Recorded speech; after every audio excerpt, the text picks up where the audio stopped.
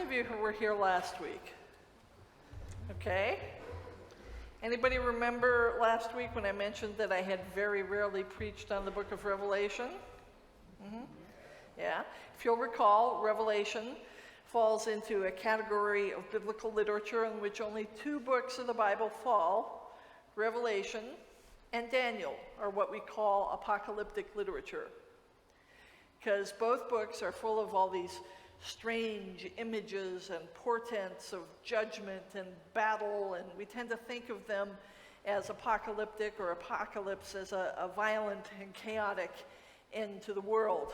But for those of you who were here last week, this is a pop quiz. What does apocalypse actually mean?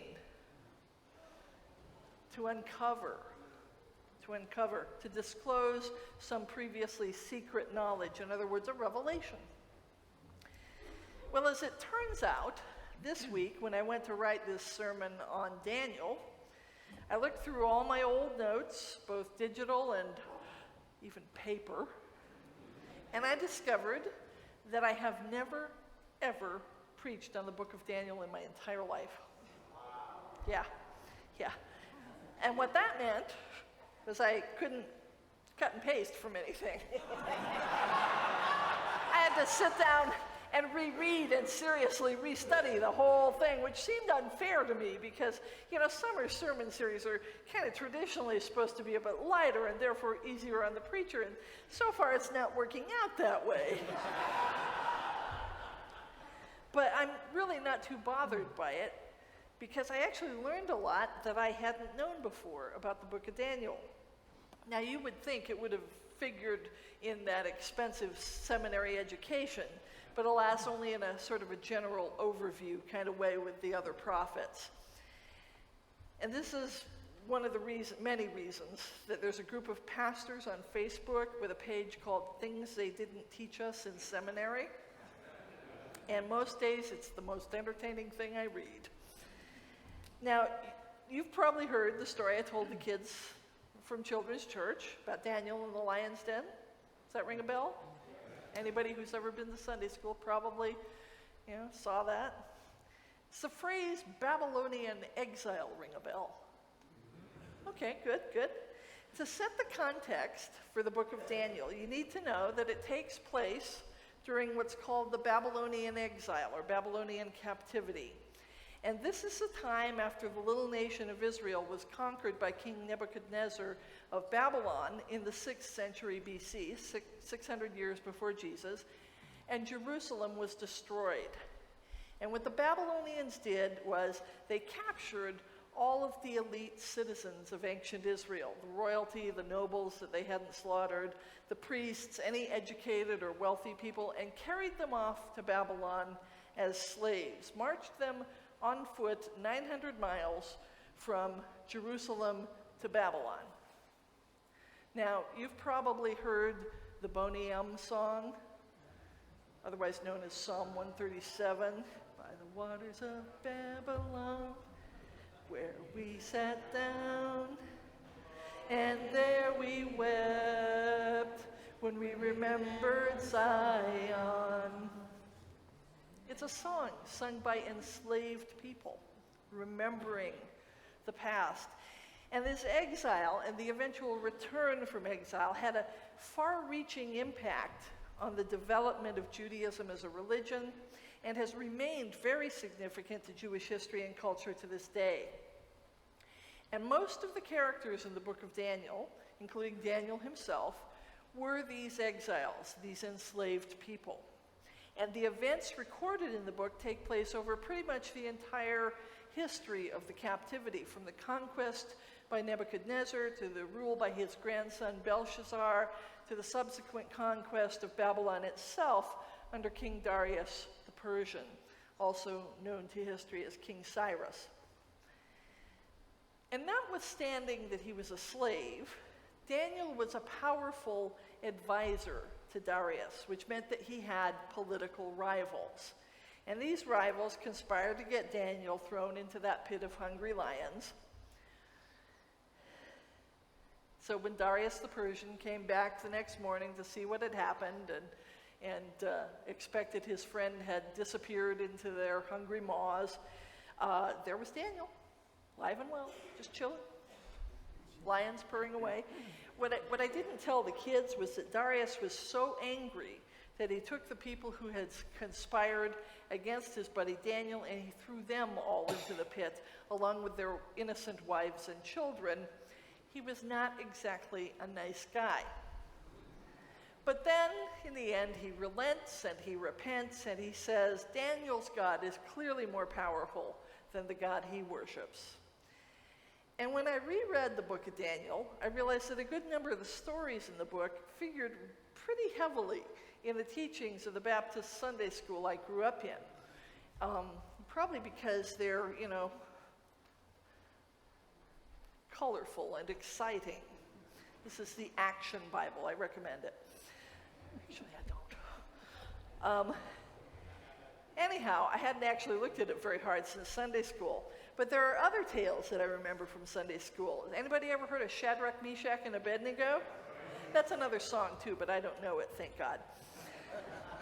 These guys were friends of Daniel's, Hebrew exiles like him, and they had angered the previous king, Nebuchadnezzar, who decreed that they should be thrown into a fiery furnace. These guys have really creative methods of torture and execution.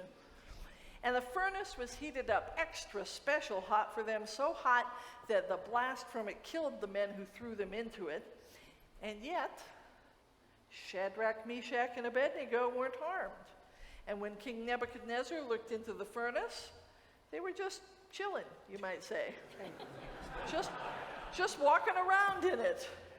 And weirdly, there was a fourth figure in there with them, and Nebuchadnezzar says, wait a minute, didn't we throw 3 guys in there? Who's that fourth guy? Because he looked like a son of God. So Nebuchadnezzar relents and repents and says that their God is clearly more powerful than the gods he worships. You're beginning to sense a pattern here? Okay. And then there's the story of the handwriting on the wall, which is more or less the subject of my sermon. I'm finally getting to that. Now Belshazzar is ruler over Babylon, and he's a party boy. So one night, or more likely a week of nights or a month of nights, he throws this party for all his nobles. Thousands of people, tons of food, barrels of booze. And everybody's having a lovely time when this disembodied hand appears. And it writes a message on the wall of the banqueting room, and nobody understands it.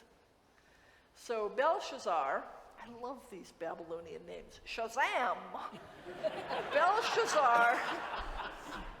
Belshazzar calls for all his wise men, and they haven't got a clue. So the queen, most likely not his wife, but his mother, the queen says, ask Daniel. So Daniel's brought before the king, and he can read the writing on the wall. And he says what is written there is Mene, Mene, Tekel, Upharsin, which is Aramaic, probably why he could read it, and which means, O king, you have been tried in the balance and found wanting. And the chapter concludes with the words, and that very night, Belshazzar, the king of Babylon, was slain, and Darius the Persian takes his kingdom. So these tales are fairly bizarre, certainly out of the ordinary, but what about this book makes it apocalyptic? Well, the stories that I've just related, among others, are found in the first 6 chapters of the book of Daniel. Then the next 6 chapters are where it gets really wacko.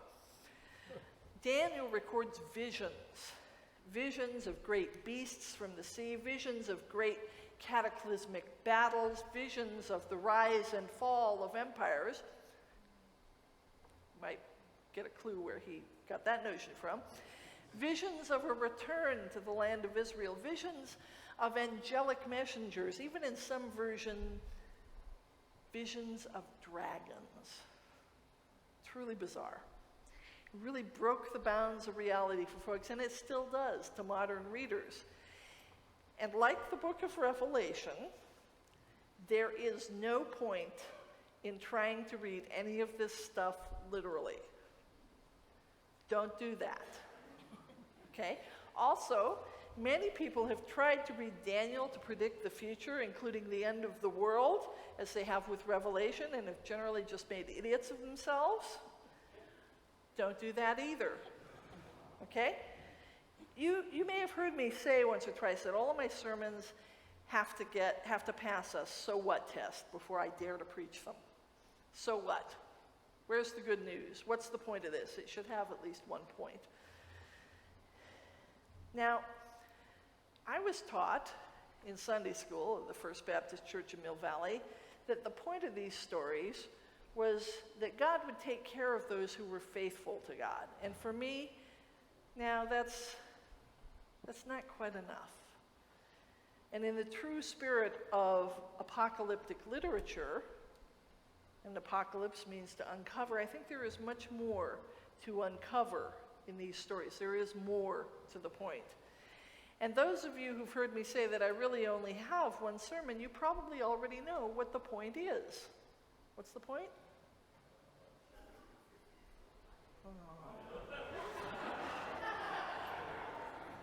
Okay? The point of my one and only sermon is to help people understand how much God loves them, unconditionally and passionately and eternally. So what in all these stories is the good news of the unconditional love of God? Where is that found? And I think to see it, we need to take a step back for a little perspective. Perspective in art is defined as the view from a distance. And we have distance in time of well over 2,500 years. And one of the things that we can see from this perspective, or rather not see, are the Babylonian and Persian empires. They're gone, long gone. Nothing left but some very interesting artifacts and the dust of the ages. And if we look at Daniel through the lens of history, and from the lens of the transformative love of God, and from the lens of the teachings of Jesus of Nazareth, one of the things that I see is that the context for virtually all of these colorful stories in the first 6 chapters of the book of Daniel is that of nonviolent resistance to political authority, resistance to empire. And the success that these Jewish slaves in a foreign court had came from their spiritual strength and courage and not from force of arms. They won Nebuchadnezzar and Cyrus over by transformation, not conquest. And that's a very difficult interpretation. Nowadays, I think sometimes people confuse sort of a modern, supposedly anemic notion of pacifism with passivity. And that's a serious impediment to appreciating fully the models of nonviolence in apocalyptic texts like Revelation and Daniel. But the characters in these stories and the writers of these texts are not passive. They've begun to envision a future without warfare, without imperial domination, a very different vision of the end of the world, certainly of the world as we know it now. And those prophetic visions can't be easily dismissed. And furthermore, those visions are completely compatible with the teachings of Jesus of Nazareth, whose gospel, whose good news was always first and foremost to the oppressed, the poor, the marginalized. Jesus of Nazareth, who preached the dominion of God, not any human empire. And when we read these texts, it's tempting to identify with the Israelite captives. But we need to remember that we're really more like Babylon. We're living in Babylon. And to come to that conclusion is kind of unsettling because it means embracing a theology of Christ against a culture of empire, a culture based on the products of military conquest and the economic abuse of conquered peoples. But what happens to empires? What has history taught us? They fall. They fall. We can see the writing on their walls. There's an old Christian hymn that goes, "Oh, where are kings and empires now, of old that went and came? But God, your church is praying yet, from age to age the same." So what do we do with all this arcane information? One more story. During the War of 1812, which I know, Canada won.